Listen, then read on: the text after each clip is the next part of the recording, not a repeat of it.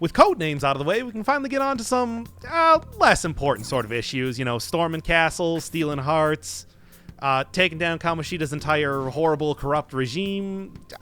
Things that do not matter nearly as much as getting that great Joker nickname locked in. After all, if you're getting invited into Smash, we gotta have something to call you that isn't main character from Persona 5. One of the Disgaea games actually had that happen, where one of the characters was named, like, main character from X game, default name Ravia. It's like, alright, I guess it's a good thing you can change names in this. Anywho, yeah, can't go in through the front door. I mean, if I wasn't playing on the hardest difficulty possible, I'd say that, like, a full frontal assault would work. I mean, it's not like any of the other Persona protagonists were particularly concerned about being stealthy. But I guess, you know, hey, and let's just let Morgana have his bottle and go in through the window.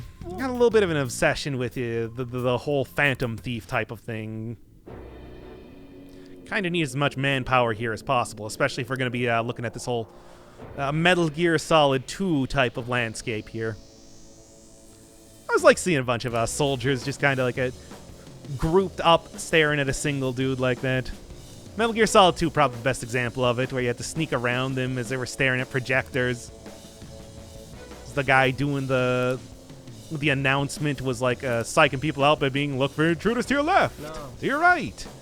I don't quite see that happening here, but would be fun anyway. I'm going to have to agree with Morgana on this one. Ryuji, I appreciate your gumption, but come on, dude. If we were on safety mode, absolutely. Just run in there, beat him up.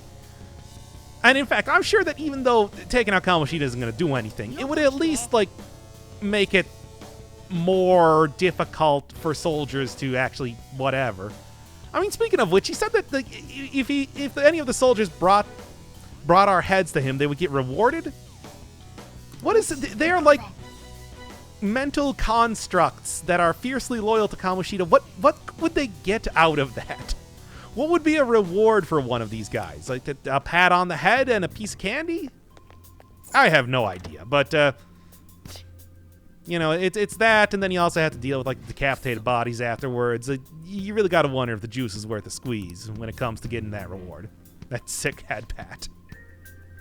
Also, hey, look at this very clear teachable moment. You sense a tutorial coming up? Well, it's like, of course you do. It's like, that's what this game has been non-stop for 5 hours. Let's go. I mean, also, yeah, am I ready for this? I've been ready for this for hours. Let's go.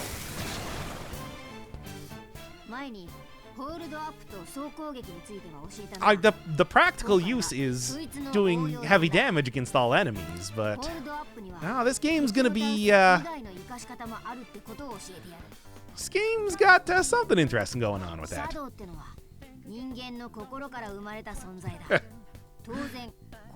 It's that whole thing where I'm like, hey, if these guys are intelligent, doesn't it make it kind of weird that we're like killing them? And oh boy, does this muddle that up even more. Morgana, if these things have a fear of death, I feel like what we are doing might be like, I have some moral issues with this, but whatever, it's a video game. Let's go. Yeah, it's a pixie. I mean, you can pretty much just like, well, shoot her, but also like nudge her and she'll go down. These are like one of the simplest sort of enemies in the entire series. But hey, the real takeaway from this is, hey, Demon Negotiation is back. This is a surprising return to the series. I mean, it's so Demon Negotiation has been something like in the Megami Tensei series, I want to say since the NES games. I'm pretty sure that appeared back then.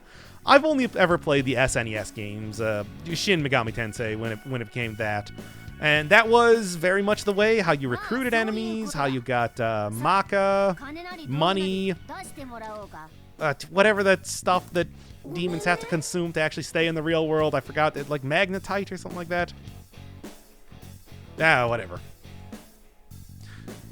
And it's like the other Persona games did not quite have that. I think that like the first Persona game did, but it was just entirely absent from everything else. It's really surprising to see it come back here.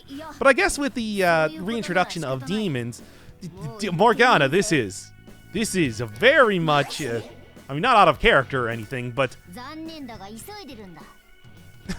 again, I feel like there might be some ethical issues with what's going on right now. Well, anyway, yeah, a return of demons in the series, so return of being able to talk with them. It's something that I always thought was kind of I mean, it's a neat addition to the series. You know, there's not too many games where you can actually like negotiate with your enemies. But I don't know. It's something where you tend to kind of figure out the basic loop and then just do that over and over and over. It might be something a little bit different. It might be, you know, more advanced as you get farther in the game. But for right now, it's like, it's never really been my favorite part of the series. All right, cool. And yeah, this is the standard way that you do it. You can just convince them to join you. I mean, in other games, that was like literally that they just were in your party. Here being, you know, mental constructs and everything like that. It's thanks PS4, real important. Doesn't matter because I got a what you call a capture card here that's kind of taking care of that. Ain't doing the streaming or whatever. And for the most part, I should have like notifications and stuff turned off, so I don't even know why I'm still getting that. Whatever. Joker. It's a big thing in the series. Can use any one of the personas. Personae. A persona. I always like saying a persona because that is a Revelations persona. The original really terrible version of the translation of the first game did that. Where I don't even remember when it actually appeared, but one of your party members would occasionally give out a voice clip of saying, "Hey, persona!" Alright, yeah. You can switch here, and switching is important. Mix and match, get all the resistances and otherwise required to be able to be strong against other enemies.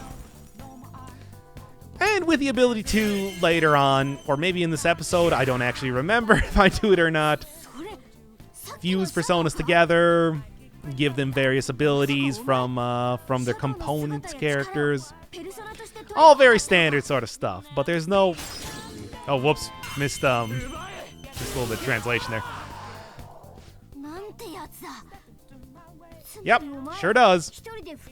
And it's the sort of thing where, I guess if this is your first game in the series, it's like, oh, this would be important to know, but I don't know, man. I've been to this rodeo so many times, it's just like, yeah, no duh.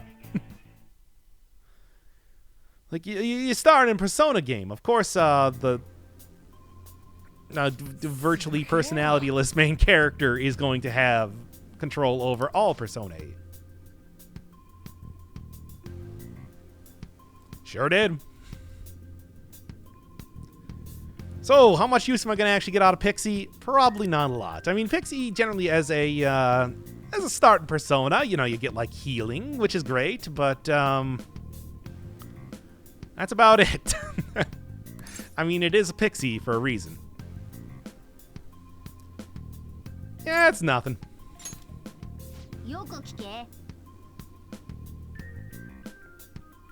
Now, if there was a twist that turned out that the main character had a bunch of hearts, like it did an ultrasound on his chest or something, got like a CAT scan, and it's like he's got 7 different hearts in there, that would be a twist. But nah, just a spiritual whatever sort of thing.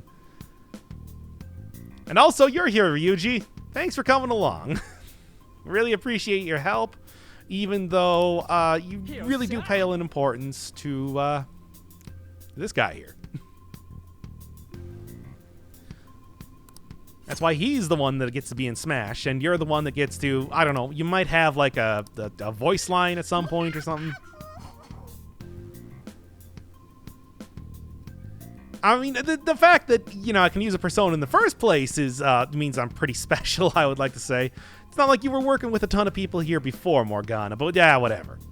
Let's just go here. Little bit of proper gameplay. That's right, we're finally getting into, well, not quite the game proper. This is still very much an on-rails type of section, but it's like a...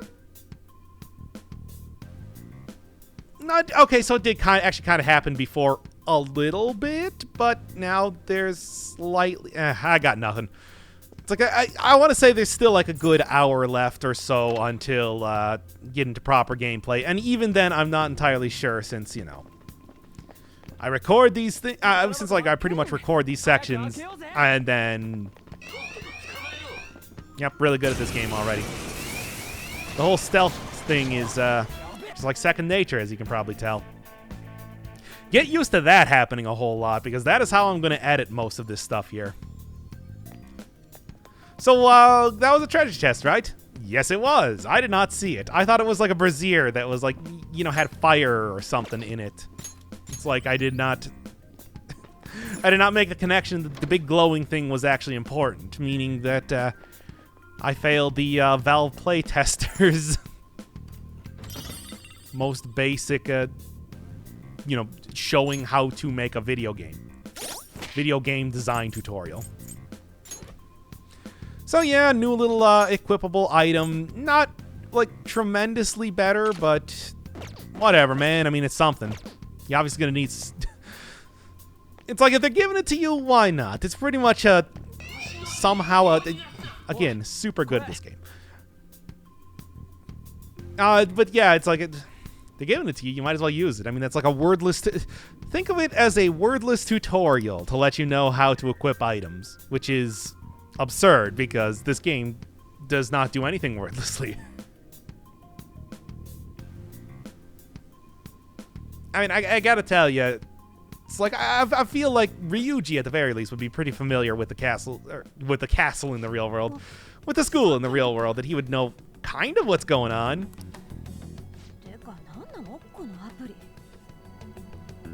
No, no hints as to what's about to happen right now.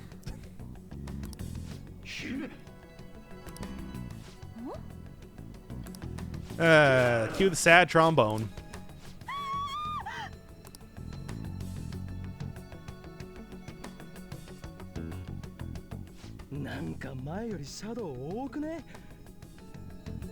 Is there like a cap on the limits of shadows that there can be? I mean, they're like literally mental constructs. You think that as many as are required can be in here. Also, Kamoshida is kind of always permanently provoked. He's very much not a person who seems to take it easy. I mean, the only reason that he seems to not be on full alert all the time after he saw somebody because he thought it was amusing. Alright. Infiltration route. Oh, what an incredible coincidence. Oh, no, that's not how you spell least. Ah, whatever.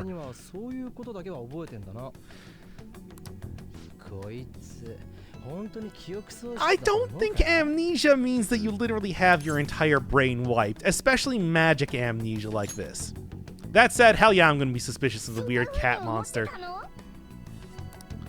Prove yourself to me. I mean, well, I don't know if it actually matters if Morgana's going to turn out to be an actual person or not. I don't think that, effectively for the story, that there's a difference between the two. You know, with Morgana, actually, the real question should be if Morgana is actually a real creature at all, a real-world creature, whether cat or human, because As we know about shadows, they are born from the thoughts of humans. If one gains sapience, it's like you could very easily see it thinking that it was a human in the first place. Especially if it wasn't like a tethered to a specific person like Kamoshida, where it's fiercely loyal to them or whatever.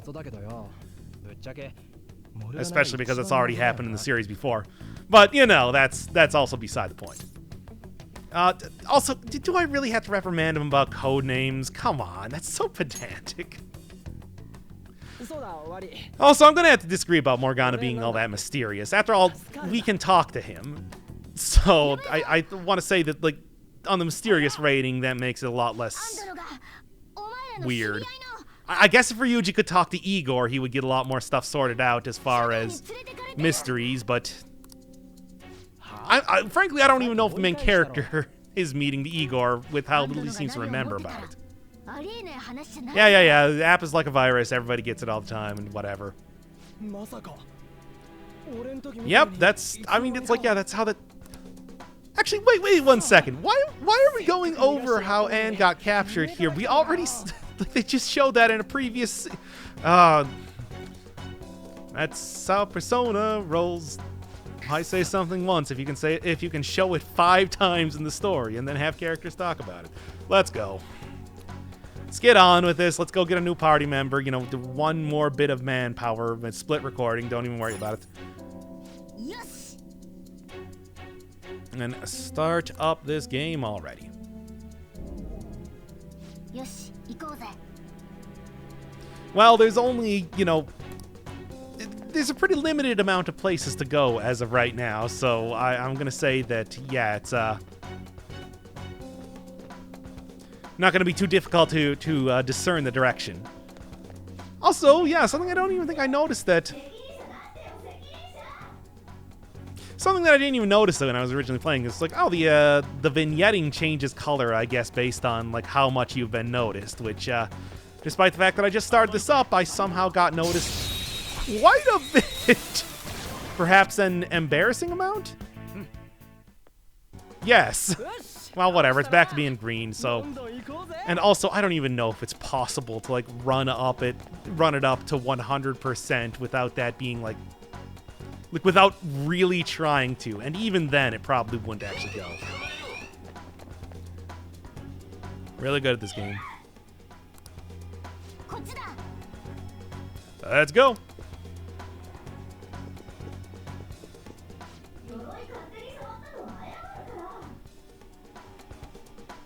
Yeah. Anyway. How could she? Like, like Ryuji, you say that like, oh, I grasped it immediately. Interesting little set dressing. I mean, I guess like the armors are shadows, even if they're just kind of standing around. Yes, 1 second, because it's not so much because I want to wait here, but because I wanted to get one auto heal in before doing this. I mean, you know what's going to happen. It's the same thing that happens every single time. It's a boss. I mean, did you spoil that right now? Honestly, Anne, if you could, I think they would probably help out a lot more than just, you know, these teenage schmoes and their weird cat creature, like trying to take on all these people.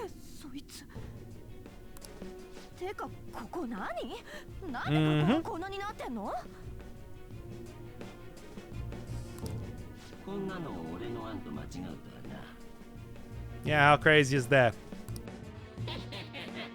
Actually, now that I'm thinking about it, the fact that Fantasy Anne,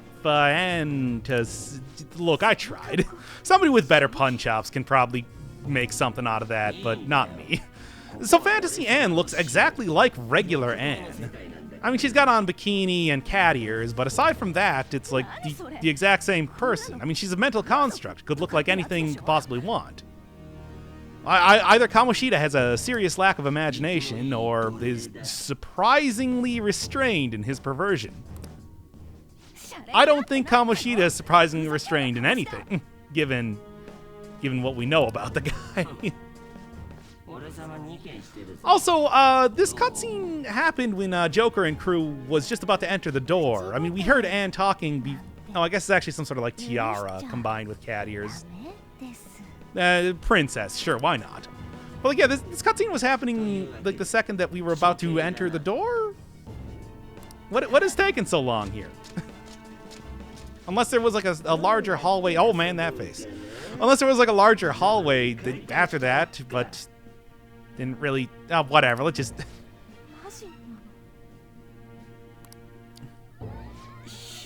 Oh, right. Oh man. I think this scene was when it's just like, all right, so everything we learn about Kamoshida is just gonna be more crimes that he's done, right?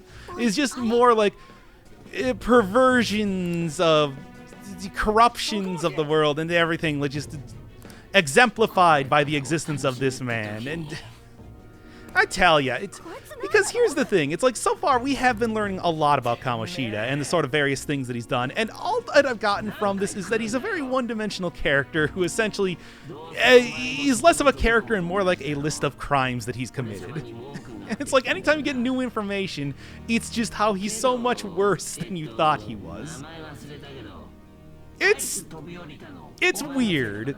Because this is like 5 hours into the game, and we're still on the same guy. If this was just like the first villain that we saw here, and that was it, you know, like we moved on to the next villain, it's like whatever, you know, he wasn't very fleshed out. But it's like we've spent so much time learning about this guy and how bad he is, and all I've gotten is that he's a crime robot, that he exists as a robot that causes crimes.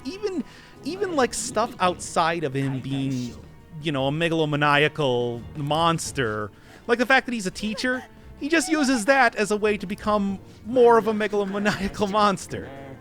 It's like the fact that he plays volleyball.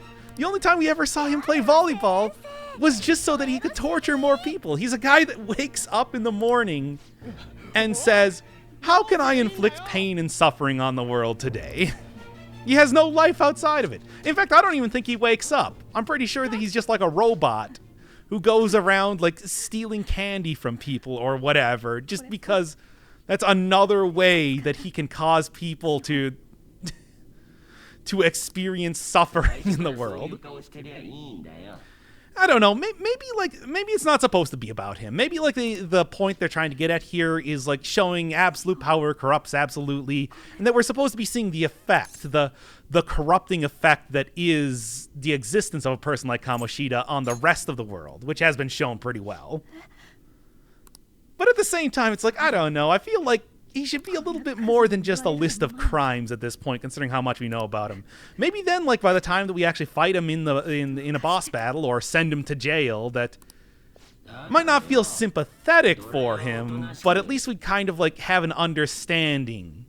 Even though it's like, yeah, no, you need to go to jail. You are very much evil.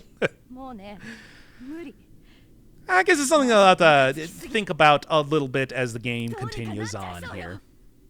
But for right now, it's like, Kamoshida, crime robot.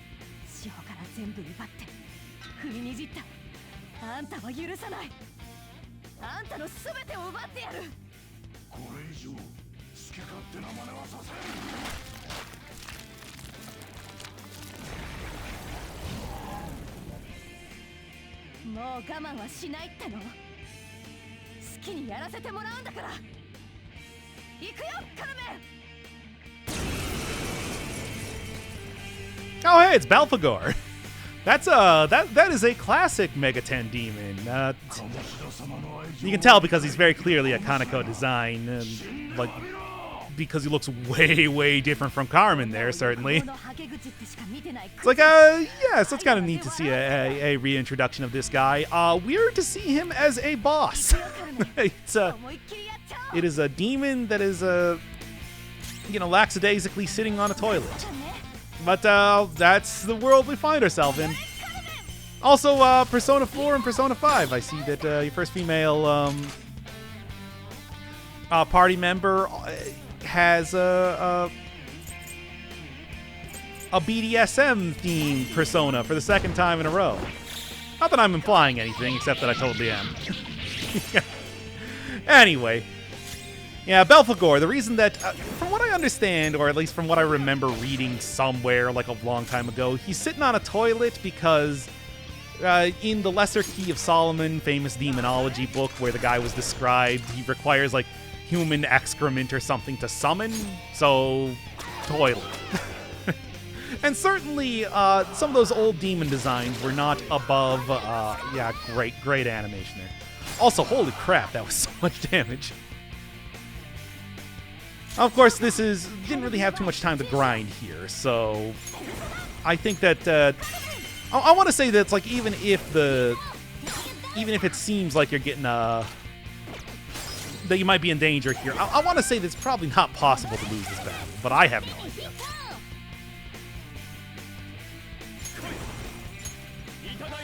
But anyway, yeah, Belphegor. Haven't seen him in a while. I mean, I guess, like, I probably saw him, like, back in Strange Journey, but how long ago did that game come out now? That was a good one. Also, I do believe that there were, two more demons or something that transformed alongside him, and didn't really get the chance to do anything with that. Oh, well, whatever. I mean, on hard mode, this guy somewhat... Really? On hard mode, this guy somewhat does pose a threat. OMG. It's like, nah, I can't let that go. But the ZOMG and OMG, the fact that they're so prominent in the game, I don't know if that's just something that the designer likes a lot, or if it's like, nah, weirdo internet slang is weirdo English internet slang is cool, right? Anyway, third party member. Or fourth party member. I forgot about Morgana for a second. I mean, Morgana is a party member. He's also kind of like a mascot character, though, who also happens to be able to fight.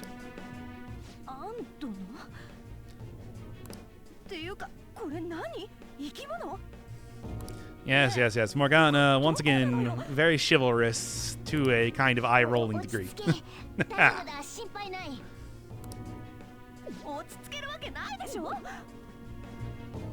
Reasonable response to this.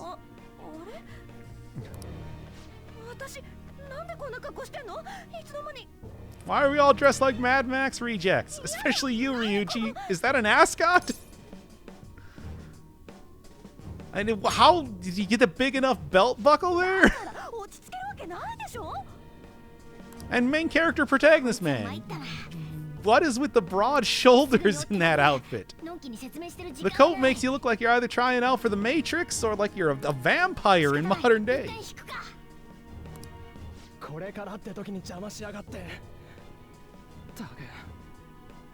I'd like to say that you made some pretty good headway here. You just couldn't really seal the deal due to reasons? I guess there's no actual real reason as to why we didn't just apprehend Kamoshida there. I mean, he would have transformed into a giant boss, but, that's a risk you're willing to take, I'd like to say.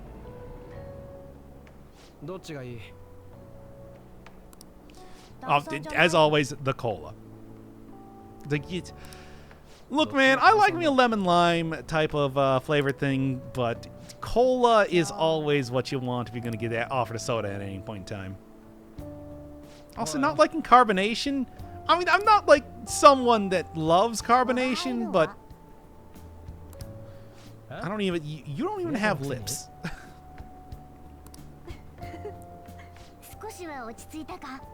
Can a cat use a straw? I'm just thinking about that right now. I mean, I guess like, you know, a cat could like gnaw on the side, but I don't think I've ever seen like a cat drink something in a way that wasn't just like lapping it up from a bowl.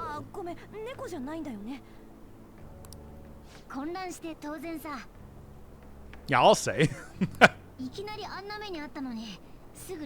fact that Morgana is definitely a cat right now would probably be the biggest point of confusion here. I like that immediately they show that Anne has a much better grasp than Ryuji when it comes to understanding this at all. But of course, I guess that there's a reason why Ryuji was the first party member here that we kind of got into the fold.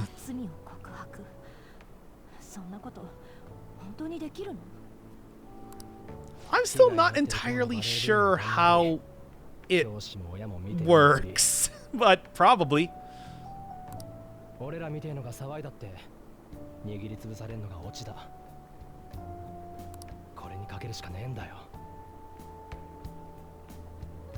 Yeah, I mean, it's like much like Chekhov's gun. You don't introduce a parallel world in the first act without having that payoff here. So there's kind of no real option in the first place anyway, despite the many filler arcs the game tried to put in the way anyway. Okay, look, Ryuji, I know that you two got like some sort of past or whatever, but come on. Like, come on, dude. Are you really saying that, like, you're so much more experienced and capable than Anne here? Like, for real?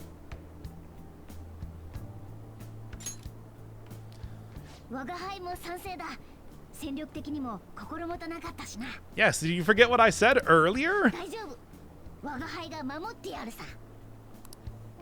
Yeah.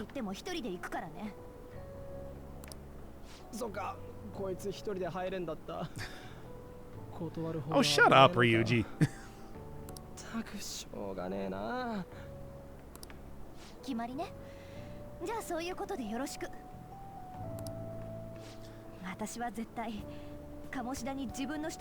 I mean, that's the plan, I guess, and also to get whatever. I'm still kind of curious as to what exactly the treasure is going to be. Like, if it's going to be like a physical object, or if it's going to be like literally just poking something, like breaking a mirror or something. Like, oh no, you messed with the equilibrium and now the universe around you is collapsing or whatever. I could see either, but I'm sure that it's probably going to be like an actual physical object that is going to be... Oh, right.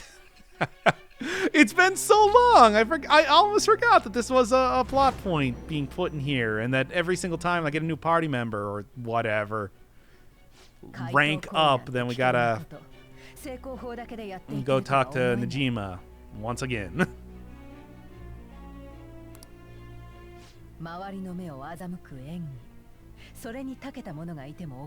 Is that really the best connection as the...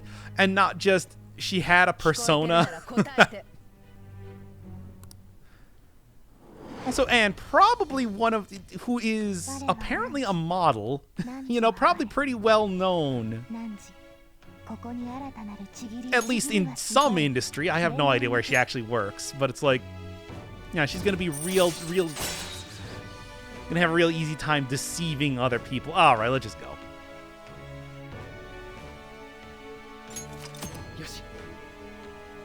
Get that baton pass.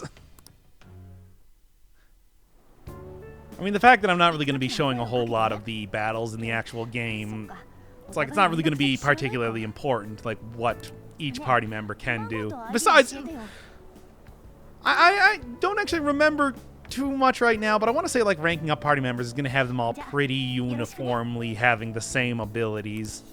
I don't know. That's something that due to how infrequently and everything I've been doing this series, I've kind of forgotten. So I'll look at that later.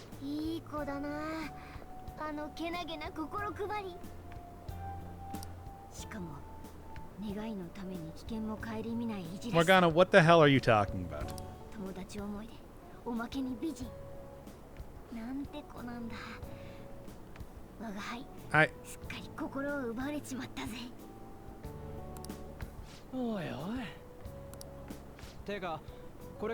Yeah. Anyway, oh, right. We got code names, we got outfits, and now we gotta get a secret hideout. Agito. Apparently that is a loan word from Russian, I think? Agitpunkt? Something like, I probably completely butchered that pronunciation, but when I saw them talking about this in the original game, I'm like, I have no idea what that means. I've never seen that world before. Also, there was one person that went up to the roof of the building pretty recently. I feel like it would be irresponsible that it's still open at this point. But it is a video game.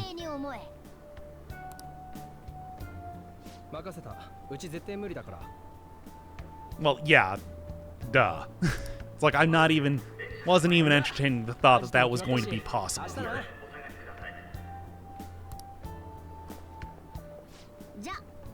The roof of a building. I mean, I guess, I don't know, considering the police presence that happened all the way back in the tutorial, it wouldn't really surprise me if they did have helicopters looking around for people. I'm looking at satellite images trying to figure out where the phantom thieves are.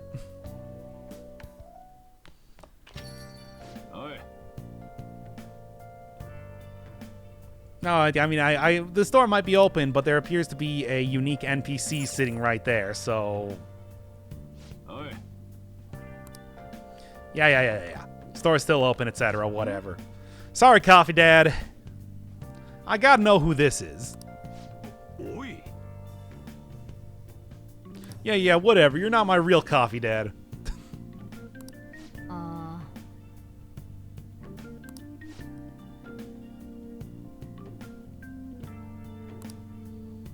What a fruitful conversation.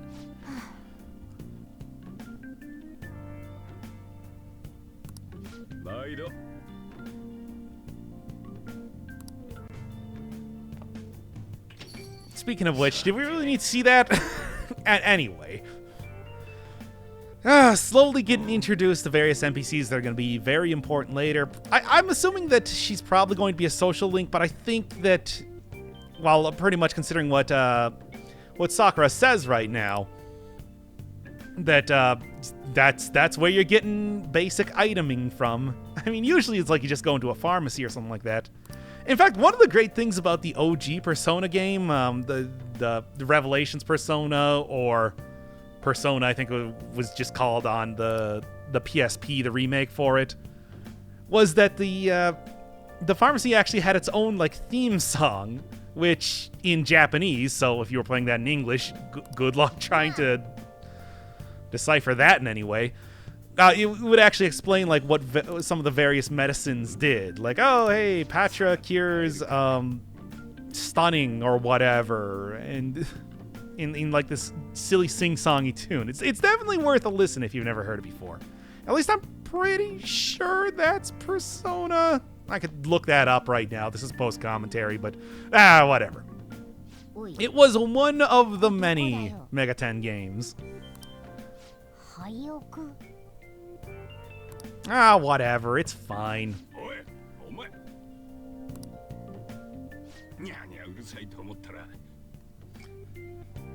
Yep, looks like we're taking care of Cat now.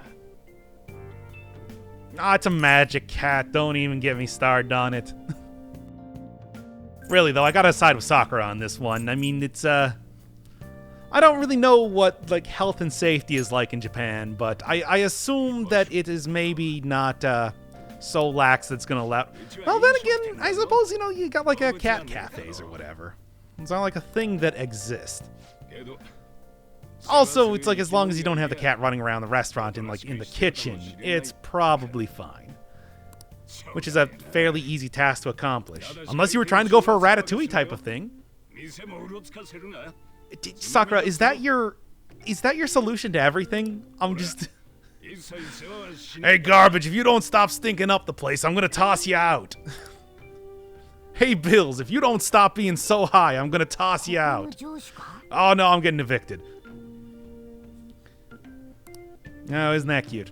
You're getting the comparison to the metaverse already.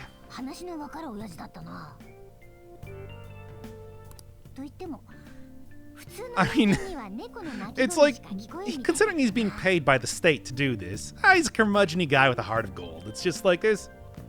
See? Heart of gold. Also, right, every single time the Morgana is talking to me, it just sounds like it's relentlessly meowing all the time. I've got to imagine it's just like this has got to be, what, the most hellish thing ever?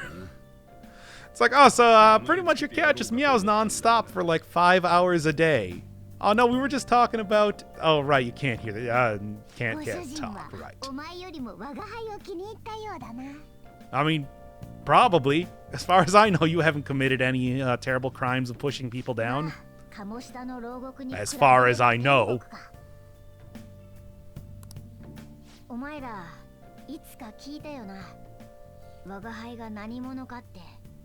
Mm-hmm.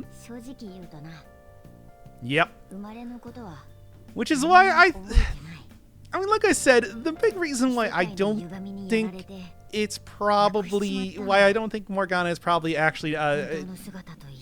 his natural form is like a shadow, is that they did that twist already. Twist has been done. But I don't know. It's not like they've never reused anything in these games before, after all. Well, we are dealing with magic. There's plenty of reasons why a cat might be able to talk. Maybe I'm about to, like, become Sailor Moon. You don't know.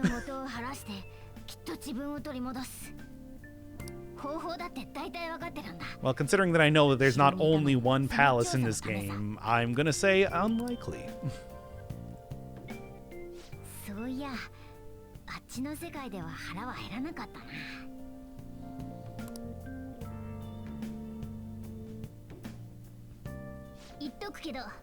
To no surprise, they did not make an animation of a cat eating. Give and take. Literally in Japanese, it's like you're using that transliteration of that phrase. I like it. So we got infiltration tools. I assume that this is going to be kind of like another gimmick sort of specific to this game, where you're able to spend... I mean, in previous games, you were able to, like, spend time in your room, like, reading to up your stats or assembling mecha, which is little mecha figurines, which is kind of fun. And this one, I guess, is you're going to get actual usable stuff for that, which will be kind of cool. Maybe. Or maybe they'll be completely useless, and I won't even bother doing that because there's a lot of social links to be linked up. But who knows? I definitely have not yet gotten to that. Oh, not... Really? We just did this! This just happened. Is this really complete? Okay, fine.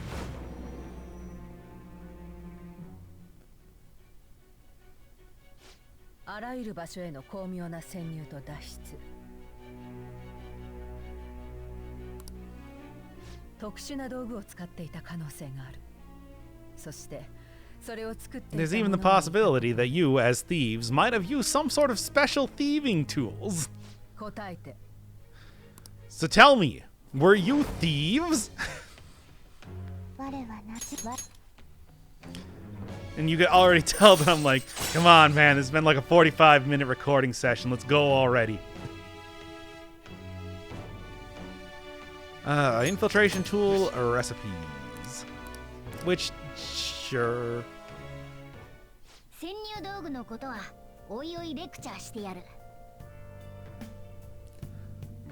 Because there's got to be a progression system in the game in one way or another. Oh, and trust me, it's not going to be the last time I'm using that.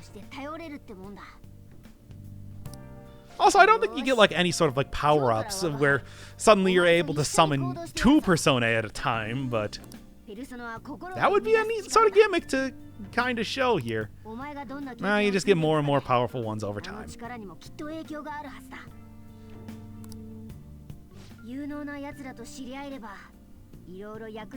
Yeah. Do the social links. I know. Well aware. Or at the very least, open up NPC shops. Or by doing quests, get a bunch of useful items. Or not so useful items, and you're just doing it for the satisfaction of filling out the entire request sheet. Which is something I definitely did back in Persona 4. It's like, did I really need all of the kind of often subpar items that you got from doing requests? Like, no, I just want to do it so that I can 100% that game. Ah, yes, and just one final thing in the day, getting some messages from Anne. She's now on the messaging system. I guess that's probably going to be the main way that characters communicate between each other. I can only hope that she's not going to be as bad as Ryuji, and it's going to be, hey, dude, can you believe that thing that just happened 5 minutes ago happened to us? Let me recap exactly what it was. Which, well, at least with this sort of conversation, it was a brief. I guess we'll just see what the future has to hold. Also, for real, now let's get the cat in on the conversation. Just preface every single one of your messages with, like, from the cat.